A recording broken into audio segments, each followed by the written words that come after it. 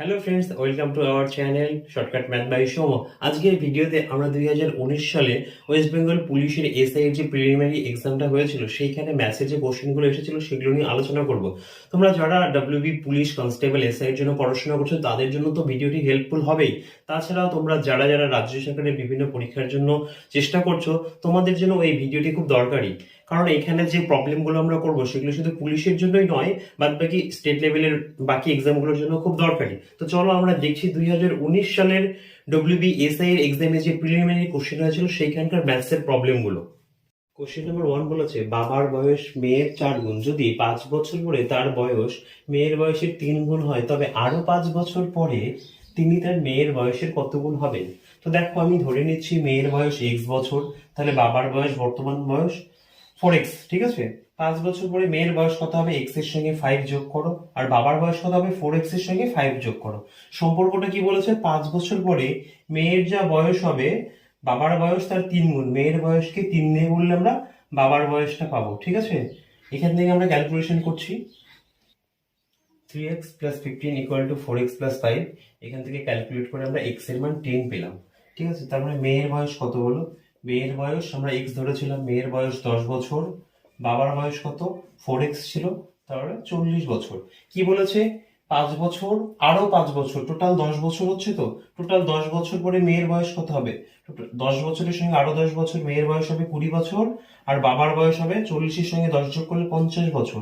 তাহলে 20-50 এদের মধ্যে আমাদের সম্পর্ক বের করতে হবে। বলেছে মেয়ের বয়সের কত গুণ তার বাবা। দেখো, 20-কে আমরা 2.5 দিয়ে গুণ করলে 50 পাই, তার মানে বাবার বয়স মেয়ের বয়সের 2.5 গুণ হবে, ঠিক আছে। অপশন ডি হবে আমাদের অ্যান্সার। কোশ্চেন নাম্বার 2 বলেছে, একটি 2 অঙ্ক বিশিষ্ট সংখ্যার গুণফল 8, যখন সংখ্যাটির সঙ্গে 18 যোগ করা হয় তখন সংখ্যাটির অঙ্কদ্বয়ের স্থান পরিবর্তন হয়, সংখ্যাটি কত। দেখো, এটা আমি অপশন টেস্ট করব।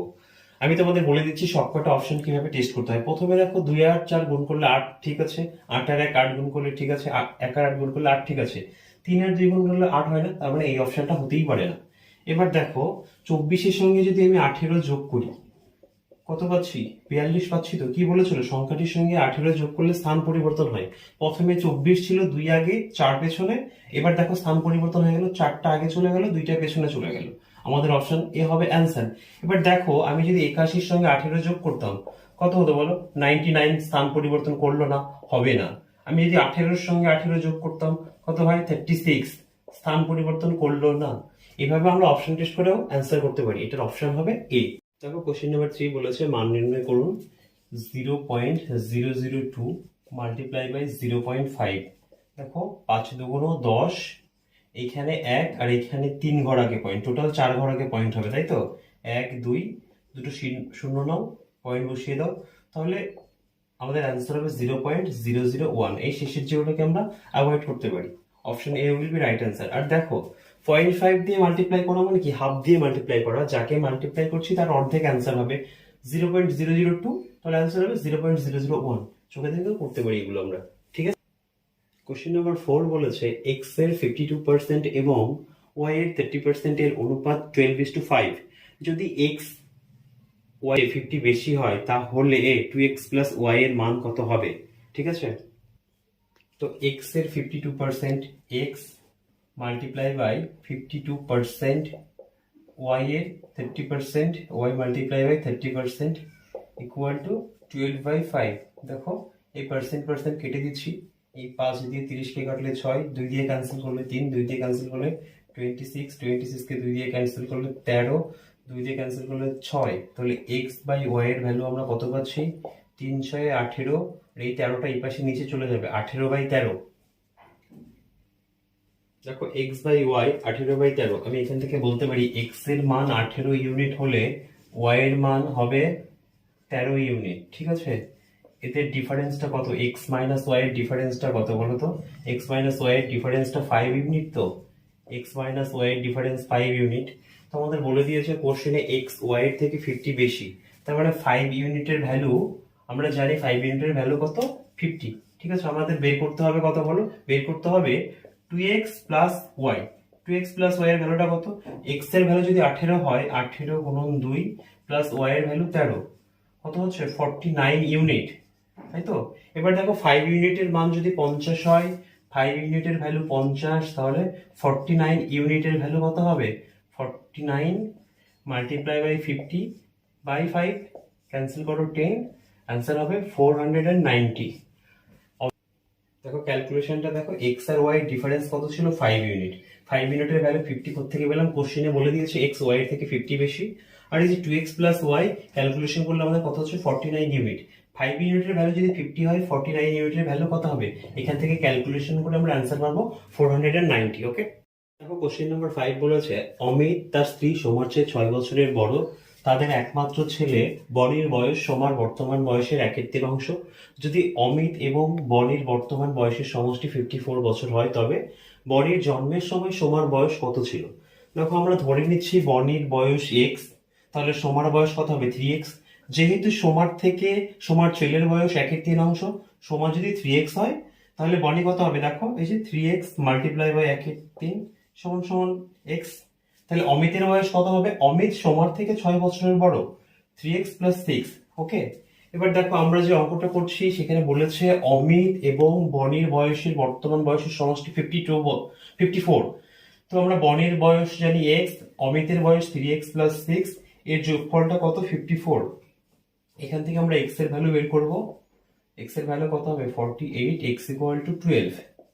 তবে দেখো বনির বয়স কত? বনির বয়স 12 বছর, আর সোমার বয়স কত হবে তাহলে? সোমার বয়স ছিল 3x, সোমার বয়স হবে 36।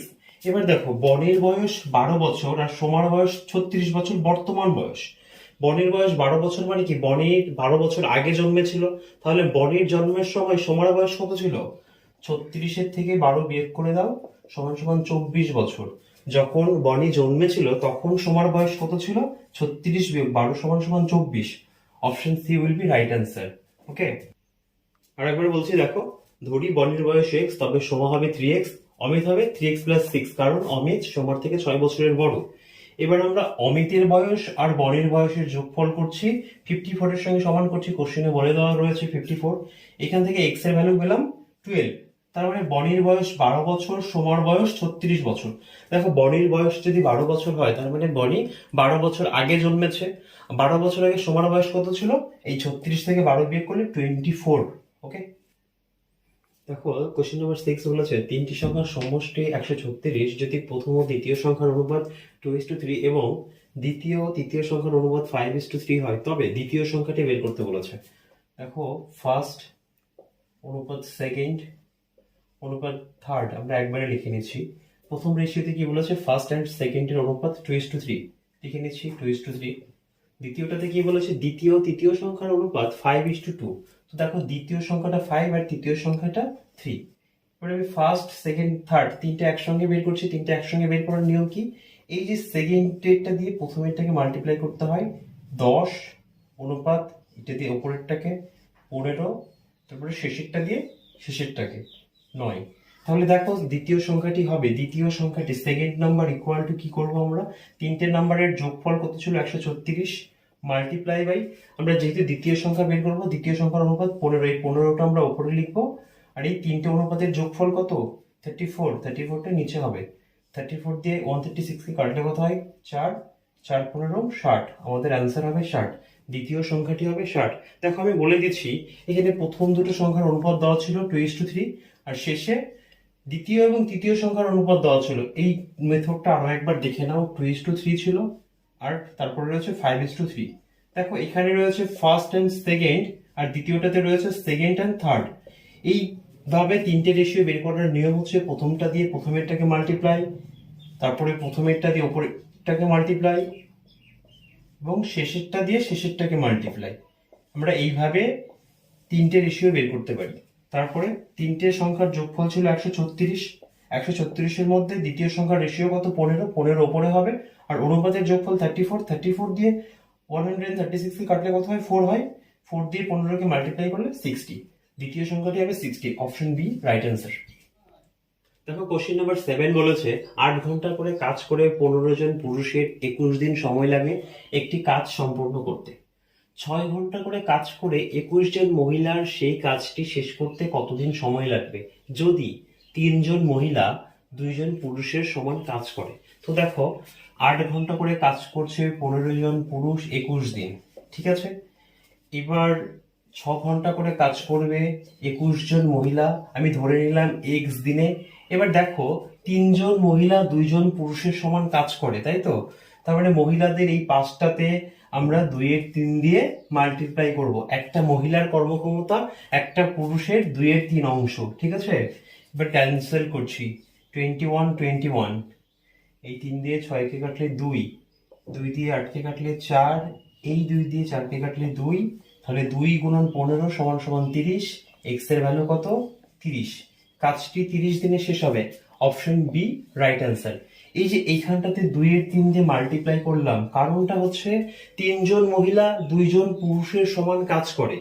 3 জন মহিলা 2 জন পুরুষের সমান কাজ করে, তাই তো। 2 জন পুরুষের সমান কাজ করে, তাহলে একজন মহিলার কর্মক্ষমতা কত হবে? 2/3। এই জন্য আমরা 2/3 দিয়ে মাল্টিপ্লাই করলাম, ঠিক আছে। দেখো কোশ্চেন নাম্বার 8 বলেছে ঘন্টায় 36 কিলোমিটার বেগে 100 মিটার দীর্ঘ একটি ট্রেন একটি টেলিগ্রাফ পোস্টকে কত সেকেন্ডে অতিক্রম করবে। দেখো একটি টেলিগ্রাফ পোস্টকে অতিক্রম করা মানে কি, ট্রেন তার নিজের দৈর্ঘ্যকে অতিক্রম করবে, ঠিক আছে। যখন কোনো একটা ট্রেন কোনো টেলিগ্রাফ পোস্ট কোনো খুঁটি এগুলোকে অতিক্রম করে, তার মানে ট্রেন তার নিজের দৈর্ঘ্যকে অতিক্রম করে। টেলিগ্রাফ পোস্টকে অতিক্রম করতে গেলে ট্রেনটিকে 100 মিটার অতিক্রম করতে হবে, কারণ ট্রেনটির দৈর্ঘ্য 100 মিটার। দেখো 36 কিলোমিটার/আওয়ার রয়েছে, 36 কিলোমিটার/আওয়ার যেহেতু অঙ্কটা আমাদের মিটারে রয়েছে, সেই জন্য এই কিলোমিটার/আওয়ারটাকে আমরা 5/18 দিয়ে গুণ করে মিটার/সেকেন্ডে নিয়ে আসবো।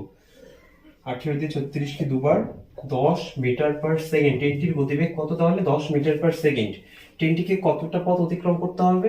100 মিটার পথ অতিক্রম করতে হবে। তো 100 মিটার পথ অতিক্রম করতে সময় লাগবে 100 বাই গতিবেগ। 100 দিয়ে 100কে কাটলে 10, তাহলে 10 সেকেন্ড সময়ে সে 100 মিটার পথ অতিক্রম করবে। Option C will be right answer. Okay. দেখো টেলিগ্রাফ পোস্ট বা খুঁটিকে অতিক্রম করা মানে ট্রেন তার নিজের দৈর্ঘ্যকে অতিক্রম করে। আর যদি ট্রেন কোনো প্ল্যাটফর্ম বা কোনো ব্রিজকে অতিক্রম করতো, তার মানে ট্রেন তার নিজের দৈর্ঘ্য প্লাস সেই প্ল্যাটফর্মের দৈর্ঘ্য বা সেই ব্রিজের দৈর্ঘ্য দুটোকেই একসঙ্গে অতিক্রম করতো। ওকে। দেখো কোশ্চেন নাম্বার 9 বলেছে এ একটি কাজ 12 দিনে করতে পারে, এ এবং বি কাজটি একসঙ্গে করলে তাদের সময় লাগে 8 দিন। যদি একা বি কাজটি করতে চায় তাহলে তার কতদিন সময় লাগবে। তো দেখো অঙ্কটা কি বলেছে, এ একা কাজটি কত দিনে করে সেটা দেওয়া রয়েছে, এ আর বি একসঙ্গে কত দিনে করে সেটা দেওয়া রয়েছে। আমাদের বি এরটা বের করতে হবে। তো এই জাতীয় অঙ্কের জন্য আগে আমরা শর্টকাট ট্রিকটা দেখবো। দেখো এ কোথাও যদি কোনো একটি কাজ এ একা করে এক্স দিনে, এ এবং বি একসঙ্গে যদি ওয়াই দিনে করে, তবে বাকি যে থাকলো বি, বি একা কাজটি করবে কত দিনে? X into Y by difference of X Y. Difference of X Y কথাটার মানে হচ্ছে এক্স আর ওয়াই এর মধ্যে যেটা বড় সেটা থেকে ছোটটা বিয়োগ, ডিফারেন্স অফ এক্স ওয়াই। দেখো এখানে এ কাজটি করছে 12 দিনে, এ আর বি একসঙ্গে কাজটি করছে 8 দিনে। তো 12 গুণন 8, আর নিচে ডিফারেন্স কত? 12 আর 8 এর ডিফারেন্স কত হয় বলো? 12 আর 8 এর ডিফারেন্স 4, নিচে 4, 4 দিয়ে মাল্টিপ্লাই করো 3, 3 আসছে 24। তাহলে বি একা কাজটি কত দিনে করবে? বি একা কাজটি করবে 24 দিনে। দেখো ধরো কোথাও এ অথবা বি একা কত দিনে কাজটি করে দেওয়া রয়েছে, এ বি একসঙ্গে দেওয়া রয়েছে। যদি আমরা অন্য জনেরটা বের করতে চাই, আমাদের ফর্মুলা কি? ফর্মুলা হচ্ছে X into Y by difference of X Y, ঠিক আছে। তো আমাদের এ এর এখানে 12 দিন আর এ বি একসঙ্গে 8 দিনে কাজ করতো, এই দুটো গুণ অবস্থায়। নিচে 12 আর 8 এর ডিফারেন্স, 12 আর 8 এর ডিফারেন্স কত হয়? 4, 4 দিয়ে ক্যালকুলেশন করে আমাদের অ্যান্সার আসলো 24। তাহলে বি একা কাজটি করবে 24 এ। ওকে। দেখো কোশ্চেন নাম্বার 10 বলেছে 2 অঙ্ক বিশিষ্ট একটি সংখ্যার অঙ্কদ্বয়ের সমষ্টি 12 এবং পার্থক্য 6। 2 অঙ্ক বিশিষ্ট সংখ্যাটি কত? এই অঙ্কটা আমরা অপশন টেস্ট করব, ঠিক আছে। তো দেখো বলেছে অঙ্ক দুটোর সমষ্টি 12 হবে এবং ডিফারেন্স 6। দেখো 7 আর 5 যোগ করলে 12 হয়, কিন্তু ডিফারেন্স 1, এটা হবে না। 9 আর 3 যোগ করলে 12 হচ্ছে, ডিফারেন্স 6, তাহলে এটা অ্যান্সার। দেখো 9 আর 3 যোগ করলে 12 হয়, 9 যোগ 3 12 হয়, 9 থেকে 3 বিয়োগ করলে 6 হয়। আমাদের কোশ্চেনের যে দুটো কন্ডিশন ছিল, সমষ্টি 12 এবং ডিফারেন্স 6 হোল্ড করলো, তো অপশন বি হবে রাইট অ্যান্সার, ঠিক আছে। কোশ্চেন নাম্বার 11 বলেছে দেখো 5টি ঘন্টা যথাক্রমে 9 সেকেন্ড 6 সেকেন্ড 10 সেকেন্ড এবং 8 সেকেন্ডের ব্যবধানে বাজতে শুরু করে। 1 ঘন্টার ব্যবধানে তারা কতবার একসঙ্গে বাজবে। এই জাতীয় যে ঘন্টার অঙ্কগুলো, কিছু সেকেন্ড অন্তর অন্তর যে ঘন্টাগুলো বাজে, এই জাতীয় অঙ্কগুলোতে সবসময় আমাদের লসাগু নিতে হয়। চলো আমরা লসাগু নিচ্ছি। 9 6 10 ও 8 এর লসাগু আসবে 360। এটা আমি করে দেখাচ্ছি না, তোমরা পারবে। 9, 6, 10 ও 8 এর লসাগু আসবে 360। এবার দেখো 1 ঘন্টা সমান সমান আমরা জানি 360 সেকেন্ড। তো ঘন্টাগুলো 360 সেকেন্ড পর পর একসঙ্গে বাজবে, তাহলে 3060 সেকেন্ডে ঘন্টাগুলো কতবার বাজবে আমরা ভাগ করছি, অ্যান্সার হচ্ছে 10 বার। তাহলে ঘন্টাগুলো 10 বার বাজবে। দেখো এই কোশ্চেনটা যদি বলতো ঘন্টাগুলো একসঙ্গে বাজার পরে পরবর্তী 1 ঘন্টায় কতবার বাজবে, তাহলে কিন্তু আমরা 10 এর সঙ্গে 1 যোগ করতাম। কিন্তু এখানে বলেনি তারা একসঙ্গে বাজার পরবর্তী 1 ঘন্টা, কথাটার ব্যবধানটা বুঝে নাও। এখানে বলেছে এই ঘন্টাগুলো কিছু একটা সময় অন্তর অন্তর বাজছে, কিন্তু একবারও কিন্তু বলেনি ঘন্টাগুলো একসঙ্গে বাজলো তার পরবর্তী 1 ঘন্টা। যদি কোনো অঙ্কের ভাষায় এরকম থাকে যে 4টা বা 5টা ঘন্টা একসঙ্গে বাজলো তার পরবর্তী 1 ঘন্টা সময় যাচ্ছে, তখন আমরা কি করব, এই যে ভাগ করার পরে যে অ্যান্সারটা পাবো এর সঙ্গে আমরা 1 যোগ করে দেবো, ঠিক আছে। যেহেতু এই অঙ্কটাতে বলেনি ঘন্টাগুলো একসঙ্গে বাজার পরবর্তী 1 ঘন্টা, সেহেতু এখানে আর 1 যোগ করার দরকার হচ্ছে না। এই ভিডিওতে দেখবে একটু পরে আরো একটা অঙ্ক করছি আমি, সেখানে দেখবে যে আমাদের 1 যোগ করতে হচ্ছে। কোশ্চেন নাম্বার 12 বলেছে সচিন টেন্ডুলকারের 11 ইনিংসের একটি নির্দিষ্ট গড় রয়েছে। 12তম ইনিংসে তিনি 120 রান করেছেন। এর ফলে তার গড় 5 রান করে বৃদ্ধি পেয়েছে। তার নতুন গড় কত? দেখো সচিন টেন্ডুলকার 12তম ইনিংসে 120 রান করেছে। তার আগের যে 11টা ইনিংস, সেই ইনিংসগুলোর গড় ঠিক করার জন্য প্রত্যেকটা ইনিংসে যদি 5 রান করে যায়, তাহলে 11টা ইনিংসে কত রান যাচ্ছে বলো? 5 11 55। এই 120 রান থেকে যদি আমরা 55 রানটা বিয়োগ করি, তাহলে আমরা নতুন গড়টা পেয়ে যাব। তবে দেখো নতুন গড় কত হবে? নতুন গড় হবে, টোটাল 120 রান করেছে, এখান থেকে আগের 11টা ইনিংসে গড় ঠিক করার জন্য 5 রান করে প্রত্যেকটা ইনিংসে বৃদ্ধি পাচ্ছে। তাহলে 120 থেকে যদি আমি 55 বিয়োগ করি, আওয়ার অ্যান্সার উইল বি 65। তাহলে এই 65 উইল বি রাইট অ্যান্সার, নতুন গড় হবে 65। আমি আরো একবার বলছি, শুনে নাও। 12তম ইনিংসে যে রানটা করেছে, তার আগে 11টা ইনিংস খেলেছে, এই 11টা ইনিংসে 5 রান করে প্রত্যেকটা ইনিংসে বৃদ্ধি পেয়েছে। তাহলে 11টা ইনিংসে টোটাল কত রান বৃদ্ধি পেল? 5 11 55। এই 120 রান থেকে যখন আমরা 55 রানটা বিয়োগ করব, যে রানটা পড়ে থাকবে সেটাই হবে নতুন গড়। দেখো কোশ্চেন নাম্বার 13 বলেছে মোটর গাড়ির চাকা 440 মিটার চলতে 100 বার ঘূর্ণন হয়, চাকার ব্যাস হলো মিটার এককে বের করতে হবে। আমরা জানি মোটর গাড়ির চাকা কি সার্কুলার বা বৃত্তাকার। এই বৃত্তাকার চাকার পরিধি কত হয়? 2 পাই আর, যেখানে পায়ের মান 22/7 আর আর হচ্ছে সেই বৃত্তটার ব্যাসার্ধ। তো চলো আমরা বৃত্তটার পরিধি নিলাম 2 পাই আর। দেখো এই ঘূর্ণনটা যখন 1000 বার হবে, 1000 বার যখন ঘূর্ণনটা হবে, তখন সেটা কত সঙ্গে সমান? 440 মিটারের সঙ্গে সমান। তো চলো আমরা পায়ের মান বসিয়ে দিচ্ছি, 22/7 গুণন আর আমরা জানি না, বের করবো 1000 সমান সমান 440। দেখো এই 2 আর 22 গুণ করলে কত হয়? 44 হয়। এই দুটোতে একবারে কেটে দাও, কত হয়? 10। এই 0 0 কেটে দাও, তাহলে আর এর মান কত হচ্ছে বলো তো? বজ্র গুণ করলে 7 এর 100 সমান সমান 0.07। আর মানে কি বলতো? আর মানে হয় ব্যাসার্ধ। তাহলে বৃত্তের ব্যাস বা চাকার ব্যাস কি হবে? 2r। 2r এর ভ্যালু দেখো, 2r কত হচ্ছে? 2r 0.07 মাল্টিপ্লাই বাই 2 সমান সমান 0.14। Our answer will be option B. দেখো কোশ্চেন নাম্বার 14তে একখানা সমানুপাতের অঙ্ক রয়েছে। তার আগে এটা যেন সমানুপাতে এ অনুপাত বি সমানুপাতিক সি অনুপাত ডি হলে আমরা কি লিখতে পারি? এ বাই বি সমান সমান সি বাই ডি লিখতে পারি, ঠিক আছে। আমাদের কোশ্চেনে রয়েছে 7:49 সমানুপাত 17। কোশ্চেন আমরা কি লিখতে পারি? 7/49 সমান সমান 17 বাই কোশ্চেন মার্ক। দেখো 7 দিয়ে কাটলে 7 হচ্ছে, কোশ্চেন মার্কের ভ্যালুটা কত হবে? 7 গুণন 17 সমান সমান 119। Option C will be right answer. দেখো কোশ্চেন নাম্বার 15 বলেছে 6টি ঘন্টা একসঙ্গে বাজে শুরু করে এবং যথাক্রমে 2 4 6 8 10 এবং 12 সেকেন্ড ব্যবধানে বাজে। 30 মিনিটে একসাথে কতবার বাজবে? দেখো অঙ্কটাতে বলেছে 6টা ঘন্টা একসঙ্গে বাজছিল, তার মানে আমরা যে ঘন্টার যে টাইম ডিফারেন্স সেগুলো লসাগু নেব, লসাগু নিয়ে 30 মিনিটকে ভাগ করব, যেটা পাবো সেই ভাগের সঙ্গে 1 যোগ করব, সেটাই আমাদের অ্যান্সার হবে, ঠিক আছে। দেখো এখানে 2 4 6 8 10 ও 12 এর লসাগু হবে 120 সেকেন্ড। 30 মিনিট সমান সমান 30 গুণন 60 1800 সেকেন্ড। তাহলে এই 1800 সেকেন্ডে ঘন্টাগুলো কতবার একসঙ্গে বাজবে? ভাগ করছি, কতবার হলো? 15 বার। এবার আমি কি বললাম, 15 বার ভাগ করার পরে যা আসবে তার সঙ্গে 1 যোগ করব। 15 + 1 সমান সমান 16। ঘন্টাগুলো 16 বার বাজবে। দেখো এই ব্যবধানটা যদি 2 মিনিটের হয়, এখানে ঘন্টাগুলো বাজলো, ধরো 2 মিনিট অন্তর ঘন্টাগুলো একসঙ্গে বাজবে। 2 মিনিটে কি আরো একবার বাজবে, তো সেই জন্য যতগুলো ইন্টারভ্যাল হয় তার চেয়ে ঘন্টাগুলো একবার বেশি বাজে। এটাই কনসেপ্ট। এখানে বলেছে ঘন্টাগুলো একসঙ্গে বাজা শুরু করে, সেই জন্য যোগ করতে পারলাম। আর যদি ঘন্টাগুলো একসঙ্গে না বাজতো, একটু আগে যে অঙ্কটা দেখলাম, সেক্ষেত্রে যোগের দরকার নেই। কোশ্চেন নাম্বার 16 বলেছে একটি আয়তক্ষেত্র ও একটি বর্গক্ষেত্রের ক্ষেত্রফলের পার্থক্য 35 সেন্টিমিটার স্কোয়ার। যদি আয়তক্ষেত্রটির দৈর্ঘ্য ও প্রস্থ বর্গক্ষেত্রের বাহুর তুলনায় 50% বেশি ও 10% কম হয়, তাহলে আয়তক্ষেত্রের ক্ষেত্রফল কত? তার মানে আয়তক্ষেত্রের দৈর্ঘ্য বর্গক্ষেত্রের বাহুর তুলনায় 50% বেশি এবং প্রস্থটা বর্গক্ষেত্রের বাহুর তুলনায় 10% কম। আচ্ছা, আমরা জানি তো বর্গক্ষেত্রের ক্ষেত্রফলের ফর্মুলাটা কি হয় বলো? বাহু স্কয়ার হয়। তার মানে বর্গক্ষেত্রের ক্ষেত্রফল সবসময় একটা পূর্ণবর্গ সংখ্যা পাই। দেখো বর্গক্ষেত্র আর আয়তক্ষেত্রের ক্ষেত্রফলের পার্থক্য যেহেতু 35 সেন্টিমিটার স্কোয়ার, আমরা যদি বর্গক্ষেত্রেও আর আয়তক্ষেত্রের ক্ষেত্রফলের পার্থক্যটা নিয়ে ভাবি, কত? 35 সেন্টিমিটার স্কোয়ার। তো দেখো এই যে অপশনটা, এখান থেকে যদি আমরা 35 বিয়োগ করি, তাহলে কি আমরা একটা পূর্ণবর্গ সংখ্যা পাবো? আয়তক্ষেত্রের ক্ষেত্রফল থেকে 35 বাদ দিলে তুমি বর্গক্ষেত্রের ক্ষেত্রফল পাবো। সেই ক্ষেত্রফলটা একটা পূর্ণবর্গ সংখ্যা হতে হবে। দেখো 105 থেকে 35 বিয়োগ করলে পূর্ণবর্গ সংখ্যা পাচ্ছি না। 145 থেকে 35 বিয়োগ করলে কত হয়? 110।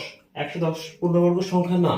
100 থেকে যদি আমরা 35 বিয়োগ করি, তাহলে পাচ্ছি 65। 65 ও পূর্ণবর্গ সংখ্যা না।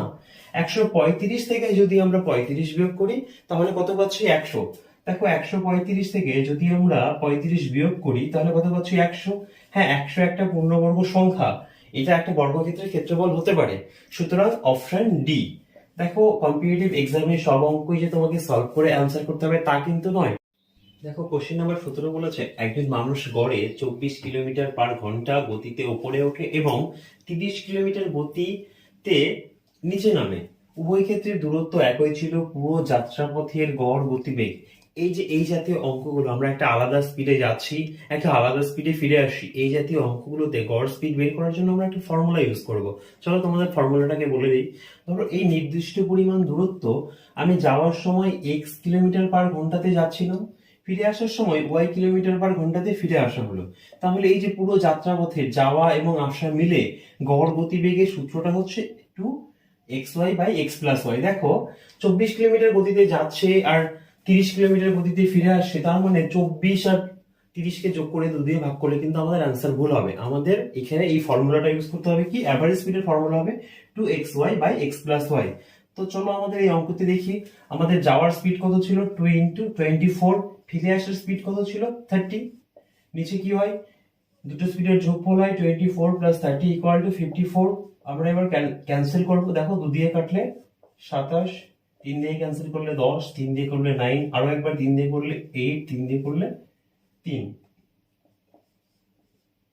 80/3 ভাগ করলে অ্যান্সার কি পাবো? 26.6 কিমি/আওয়ার। মানে এভারেজ স্পিডটা কত হবে? 26.6 কিলোমিটার/ঘন্টা।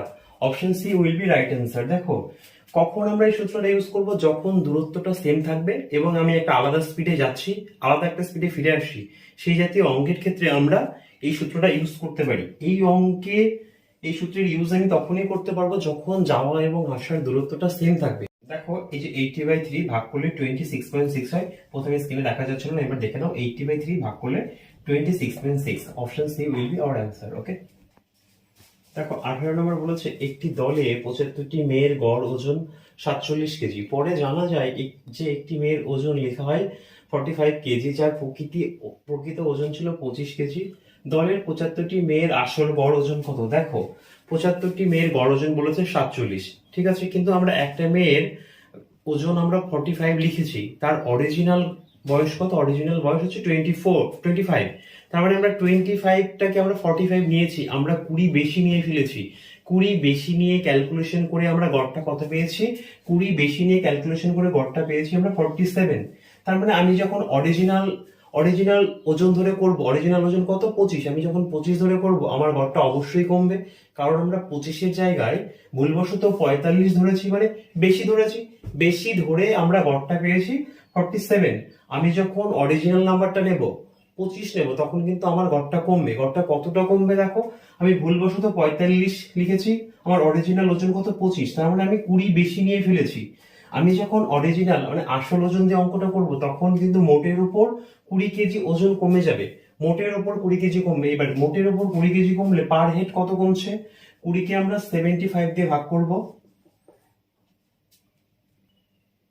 দেখো 20/75 ক্যান্সেল করছি 5 দিয়ে, তাহলে কত পাবো 4/15, 4/15 কে সিম্পলিফাই করলে কত পাবো 0.26, মানে পার হেড 0.26 করে ওজন কমে যাবে। তাহলে অরিজিনাল ওজনটা কত হবে বলো, অরিজিনাল অ্যাভারেজটা কত হবে, অরিজিনাল অ্যাভারেজটা হবে 47 এর থেকে 0.26 কমে যাচ্ছে, তাহলে অ্যান্সার হবে 46.64। ওকে, দেখো আমি আবারও বলছি, আমাদের অরিজিনাল ওজনটা 25, 25-এর জায়গায় আমরা 45 নিয়েছি, তার মানে আমরা 20 বেশি নিয়েছি। 20 বেশি নিয়ে ক্যালকুলেশন করে আমরা গড় পেয়েছি 47। যখন আমি অরিজিনালটা নেব তখন আমার গড়টা কমবে। দেখো মোটের উপর 20 কমছে, তার মানে পার হেড 20/75 কমবে। পার হেড কত কমবে, 20/75, 20/75 এর ভ্যালু হচ্ছে 0.26, পার হেড 0.26 করে ওজনের গড় কমে যাবে। তাহলে অরিজিনাল অ্যাভারেজ কত হবে 47, আমরা ভুলবশত 47 পেয়েছিলাম, সেখান থেকে 0.26 কমে যাচ্ছে, অ্যান্সার হবে 46.64।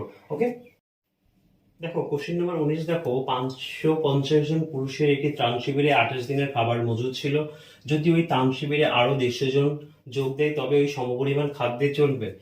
দেখো 550 জন পুরুষের 28 দিনের খাদ্য মজুত করা ছিল, সেখানে যদি আরো 150 জন পুরুষ এসে যোগ দেয় তার মানে জনসংখ্যা বেড়ে গেল। জনসংখ্যা বাড়লে সমপরিমাণ খাদ্যে কম দিন চলবে, তাহলে এখানে ব্যস্ত সম্পর্ক হবে। চলো আমরা দেখছি, 550 জনের 28 দিনের খাবার মজুদ ছিল, 550-এর সঙ্গে আরো 150 জন যোগ দিল, তাহলে এখন জনসংখ্যা কত 700 জন। 700 জনের কম দিন চলবে, তো ব্যস্ত সম্পর্ক, ব্যস্ত সম্পর্কে ওপরের দুটোকে গুণ করতে হয়। 550 multiply by 28 divided by 700, cancel করছি, 0 0, 7 দিয়ে কাটলে 4, 7 দিয়ে কাটলে 10, 2 দিয়ে কাটলে 2, 2 দিয়ে কাটলে 5, 5 দিয়ে কাটলে 11, 11 তো কোনো 22 দিন। তাহলে সেই সমপরিমাণ খাদ্যে সমস্ত লোকের কতদিন যাবে, 22 দিন। Option D will be right answer. দেখো কোশ্চেন নাম্বার 20 বলেছে, একটি তাঁত যন্ত্র প্রতি সেকেন্ডে 0.128 মিটার কাপড় বুনে 25 মিটার কাপড় বুনতে তাঁত যন্ত্রটির কত সেকেন্ড সময় লাগবে। দেখো কি বলেছে, 0.128 মিটার কাপড় বুনে 1 সেকেন্ডে 25 মিটার বুনবে। 25 গুণন 1 বাই 0.128। দেখো এই পয়েন্টটা তুলে দিলে ওপরে একটা 100 হবে।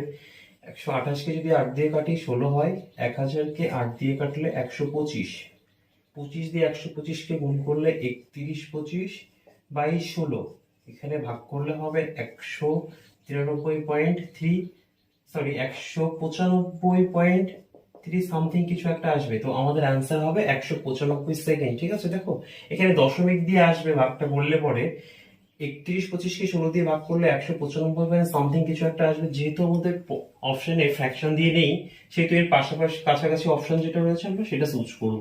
ঠিক আছে, কোশ্চেন নাম্বার 21, দেখো বলেছে, দুটি প্রার্থীর মধ্যে একটি নির্বাচনে 75% ভোটাররা তাদের ভোট দিয়েছেন, যার মধ্যে 2% ভোট অবৈধ ঘোষণা করা হয়েছিল।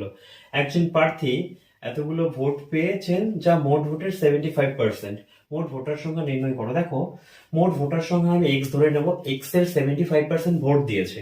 যারা ভোট দিয়েছে তার মধ্যে 2% ভোট ইনভ্যালিড, অবৈধ, তার মানে বৈধ ভোটের সংখ্যা কত 98%। আর জেতা প্রার্থী বৈধ ভোটের 75% পেয়েছে। তো চলো দেখো কি করছি, আমরা ধরে নিচ্ছি মোট ভোটার এক্স, এক্স এর কত পার্সেন্ট ভোট দিয়েছে, ভোট দিয়েছে 75%। 75% মানে কি, আমি পার্সেন্টটাকে নিচে বাই 100 আকারে লিখে দিচ্ছি। এবার দেখো 2% ভোট আমাদের অবৈধ, তার মানে বৈধ ভোটের সংখ্যা কত ছিল, বৈধ ভোটের সংখ্যা 98%, তো আমি 98/100 করে দিচ্ছি। জেতা প্রার্থী এই বৈধ ভোটের উপর 75% ভোট পেয়েছে, 75% মানে 75/100 ইজ ইকুয়াল টু কত, 9261, 9261। তো চলো আমরা এবার ক্যালকুলেশন করব। 25 দিয়ে কাটলে 3/4, এখানেও 25 দিয়ে কাটলে 3/4, 2 দিয়ে কাটলে 2, 2 দিয়ে কাটলে 49। ঠিক আছে, এই 3 আর এই 3 কত হয়, 3 3 9, 9 দিয়ে একবারে কাটো 1029। ঠিক আছে, 1029। এবার 49 দিয়ে কাটো, দেখো দুবার যাবে, 2 1 21, তাহলে এক্স এর ভ্যালু কত হচ্ছে বলো তো? 21 গুণন 4 দুগুণ 8 আর 0 800, তাহলে এক্স এর ভ্যালু হয়ে যাচ্ছে 8 এর খেয়ে 8 8 দুগুণ 16 16800।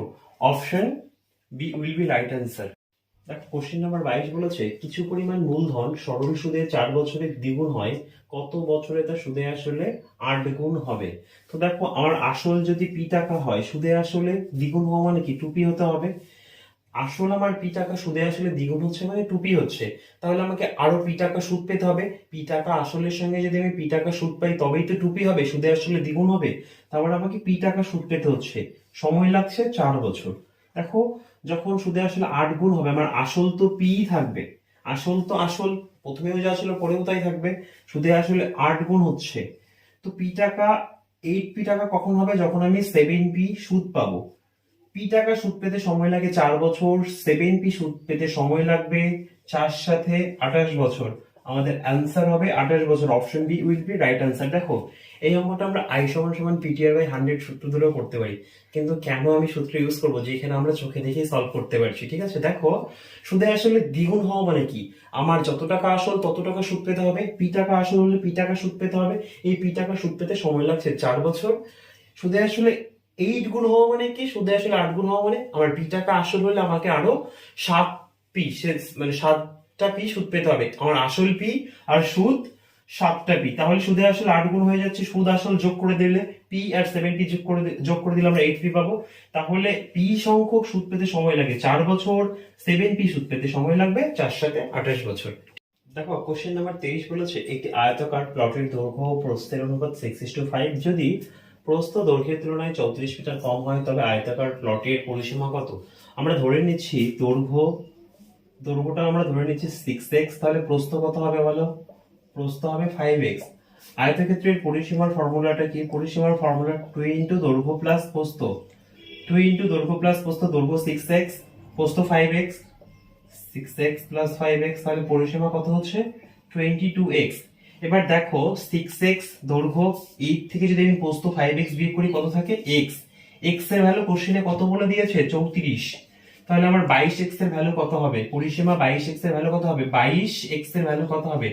22 গুণন 34। দেখো 22 আর 34 গুণ করলে 748 হয়। এই গুণটা আমরা এক লাইনে করতে পারি। 4 দুগুণ 8, 4 দুগুণ 8 আর 3 দুগুণ 6, 6 আর 8 14, 4 হাতে আমার 1, 3 দুগুণ 6 আর 1 7। দেখো এই যে ট্রু কস টু মাল্টিপ্লিকেশন গুলো, এগুলো আমাদের এক লাইনে করতে হবে। কম্পিটিটিভ এক্সামে কিন্তু সময় পাওয়া যায় না বেশি, আমাদের ট্রু কস টু মাল্টিপ্লিকেশনটা শিখতে হবে। তোমরা যদি জেনে থাকো তো খুব ভালো, আর যদি কারো না জানা থাকে তো তোমরা আমার চ্যানেলে গিয়ে দেখতে পারো, আমি 2 cos 2 3 cos 3 মাল্টিপ্লিকেশনের শর্টকাট ট্রিকের ভিডিও দিয়ে রেখেছি, তোমরা সেখান থেকে দেখে নিও। তাহলে আমাদের অ্যান্সার কত হলো? পরিসীমা 748। Option D will be right answer. দেখো কোশ্চেন নাম্বার 24 বলেছে পরীক্ষায় উত্তীর্ণ হওয়ার জন্য সামগ্রিক নম্বরের 40% পাওয়া প্রয়োজন। একজন ছাত্র 265 নম্বর পেয়েও সে 55 নম্বর কম পাওয়ার জন্য অনুত্তীর্ণ হয়েছে। উক্ত পরীক্ষায় মোট নম্বর কত? যে ছাত্রটা ফেল করেছে সে 265 নম্বর পেয়েছে এবং 55 নম্বরের জন্য ফেল করেছে, তাহলে পাস মার্কটা কত বলো? 265 প্লাস 55, এটাই তো পাস মার্ক। দেখো পার্সেন্টেজের নিরিখে পাস মার্ক হচ্ছে 40%। এই 40% নিউমেরিক্যাল ভ্যালু কত? 265 প্লাস 55 ইকুয়াল টু 320। 40% পার্সেন্টেজের হিসেবে পাস ভ্যালু হচ্ছে 40%, এটি নিউমেরিক্যাল ভ্যালু কত? 320। এবার দেখো পরীক্ষা কতর মধ্যে হয়? ইটসেলফ 100%, তাহলে 100% এর ভ্যালু আমরা বের করব। 40% এর ভ্যালু যদি 320 হয় তাহলে 100% এর ভ্যালু কত হবে? 100 মাল্টিপ্লাই বাই 320 বাই 40। চলো ক্যালকুলেশন করো, 4 দিয়ে কাটলে 8, 800। উক্ত পরীক্ষা 800 নম্বরে হয়েছিল। Option C will be right answer. Okay, দেখো কোশ্চেন নাম্বার 25 বলেছে যদি কোনো ভগ্নাংশের লব 200% বৃদ্ধি করা হয় এবং হর 150% বৃদ্ধি করা হয় তাহলে নতুন ভগ্নাংশটি হলো 9/35। প্রকৃত ভগ্নাংশটি কত? আমরা ধরে নিচ্ছি প্রকৃত ভগ্নাংশটি x/y। দেখো এখানে লব x হর y, লব ইটসেলফ 100%, বাড়ছে আরো 200%, তাহলে আমরা কত দিয়ে মাল্টিপ্লাই করব? ইটসেলফ 100% ছিল, আরো 200% বাড়ছে, তার মানে আমরা লবকে 300% দিয়ে গুণ করব। দেখো আমি কি করছি? x মাল্টিপ্লাই বাই 300 করছি, 300%, কারণ দেখো লবটা তো 200% বৃদ্ধি পাচ্ছে, ইটসেলফ 100% ছিল। যে কোনো জিনিসের ইটসেলফ ভ্যালু কত হয়? 100%। 100% ছিল, আরো 200% বেড়ে যাচ্ছে, তাহলে 300 দিয়ে গুণ হবে। একইভাবে হরটাকে কত দিয়ে গুণ করবো বলো? হর 150% বৃদ্ধি পাচ্ছে, ইটসেলফ 100% ছিল, 100 আর 150 যোগ করলে 250, 250%। এইটা গুণ করলে আমরা নতুন যে ভগ্নাংশটা পাই সেটা কত? 9/35। এবার দেখো আমি পার্সেন্টেজ কেটে দিচ্ছি, 0 0 ক্যান্সেল, 3 দিয়ে মানে এখানে 5 দিয়ে কাটলে 6, 5 দিয়ে কাটলে 5, 3 দিয়ে কাটলে 2, 3 দিয়ে কাটলে 3, 5 দিয়ে কাটলে 7। তাহলে আমাদের x/y এর ভ্যালু কত হচ্ছে বলো? 3/14। অরিজিনাল ভগ্নাংশটি হবে 3/14। Option A will be right answer. এখানে দেখো লবটা 200% বৃদ্ধি পাচ্ছে, মানে লবকে আমি 300 দিয়ে গুণ করলাম। কেন? লবের মানটা ইটসেলফ 100% ছিল, 100% ছিল, আরো 200% বৃদ্ধি পাচ্ছে, মানে টোটাল 300% দিয়ে গুণ হবে। একইভাবে হটটা ইটসেলফ 100% ছিল, আরো 150% বেড়ে যাচ্ছে, মানে 100 যোগ 150, মানে 250 দিয়ে গুণ করব। ঠিক আছে, দেখো কোশ্চেন নাম্বার 26 কি বলেছে? একজন ব্যক্তি 9 টাকা 50 পয়সা টাকা কেজি দরে 35 কেজি চাল এবং 10 টাকা 50 পয়সা টাকা কেজি দরে 30 কেজি চাল কিনেছিল। তিনি দু প্রকার চাল মিশ্রিত করেছেন। এই মিশ্রিত চাল প্রতি কেজি প্রায় কত দামে বিক্রি করলে তার মোটের ওপর 35% লাভ হবে? তো দেখো আমরা কি করছি, দেখো টোটাল সিপি মানে টোটাল কস্ট প্রাইস ক্রয় মূল্য কত হবে? 9 টাকা 50 পয়সা দরে 35 কেজি যোগ 10 টাকা 50 পয়সা দরে 30 কেজি। এই ক্যালকুলেশনটা করলে আমরা পাবো 647.5। ঠিক আছে, তাহলে টোটাল এসপি কত হবে? দেখো টোটাল এসপি আমরা 35% প্রফিটে বিক্রি করব। 35% প্রফিট মানে কি 135% দিয়ে গুণ। তো দেখো আমি আমার কেনা মূল্যকে 135% দিয়ে গুণ করছি, 135% বলে নিচে একটা 100 নিলাম। তাহলে আমার বিক্রিত দাম, মোট বিক্রিত দাম কত হবে? না, কেনা দামের 135%। সেটা হচ্ছে এই ফ্র্যাকশনটা আসলো। দেখো ক্যালকুলেশনটা আমি হাইড রেখেছি, তোমরা দেখে নিও, এইটাই আসবে। তাহলে এটা হচ্ছে মোট বিক্রয় মূল্য। আমি কত কেজি চাল কিনেছি? 35 কেজি আর 30 কেজি, টোটাল 65 কেজি। তাহলে কেজি প্রতি দাম কত হবে? এই দামটাকে আমি 65 দিয়ে ভাগ করবো, তো তবেই আমি আমার কেজি প্রতি দামটা পাবো। দেখো কোশ্চেনটা লক্ষ্য করেছো, এখানে বলেছে প্রায়, অঙ্কটা কিন্তু আসন্ন মানের অঙ্ক।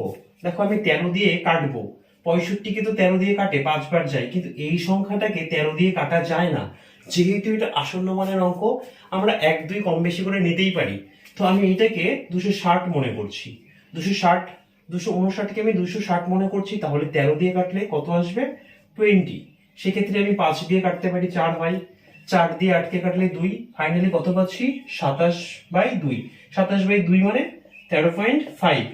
আমাদের অ্যান্সার কত হবে? 13.50। Option B will be right answer. দেখো এখানে আসন্ন মানের অঙ্ক প্রায় বলেছে। কি করে বুঝলাম এটা আসন্ন মানের অঙ্ক? যেহেতু প্রায় দিয়ে বলেছে, সুতরাং আমরা আসন্ন মানের অঙ্কে ক্যালকুলেশন করার জন্য আমাদের সুবিধা মতো একটু কম বেশি নিতেই পারি। বোঝা গেল? আমাদের অ্যান্সার কত হবে? 13.50। ওকে, তো বন্ধুরা এই ছিল 2019 সালের WBSI এক্সামের প্রিলিমিনারি যে এক্সামটা ছিল তার ম্যাথের কোশ্চেন আমরা সলভ দেখলাম। তো তোমরা আমাকে জানাও ভিডিওটি তোমাদের কেমন লাগলো, তোমাদের জন্য হেল্পফুল হচ্ছে কিনা। তোমরা লাইক কমেন্ট করে জানাতে পারো কেমন হচ্ছে আমার ভিডিও, তোমাদের কি জাতীয় ভিডিও দরকার তোমরা কমেন্ট সেকশনে জানাতে পারো। আমি নিয়ে আসবো তোমাদের জন্য সেই সমস্ত ভিডিও। বন্ধুরা আমি সৌম্যদীপ সরকার রয়েছি তোমাদেরই সাথে, তোমাদেরই পাশে, তোমাদের জন্য। তো তোমরা আমাকে কমেন্ট সেকশনে জানাও তোমাদের কি জাতীয় ম্যাথের শর্টকাট ট্রিক দরকার, আমি নিয়ে আসবো সেই ভিডিও। আর হ্যাঁ, তোমরা নজর রাখো আমার ইউটিউব চ্যানেলে, এখানে তোমরা পাবে বিভিন্ন রকম স্টেটের প্রিভিয়াস ইয়ারের এক্সামগুলোর সলিউশন সঙ্গে ম্যাথের শর্টকাট ট্রিক ও রিজনিং এর ভিডিও। তোমরা যদি আমার চ্যানেলটিতে নতুন হয়ে থাকো, চ্যানেলটি অবশ্যই সাবস্ক্রাইব করে বেল আইকনটি বাজিয়ে দাও, যাতে আমার ভিডিও সবার আগে পৌঁছে যেতে পারে তোমার জন্য। চলো দেখা হবে পরের ভিডিওতে, সেই পর্যন্ত ভালো থাকো, পড়াশোনা করো, সুস্থ থাকো।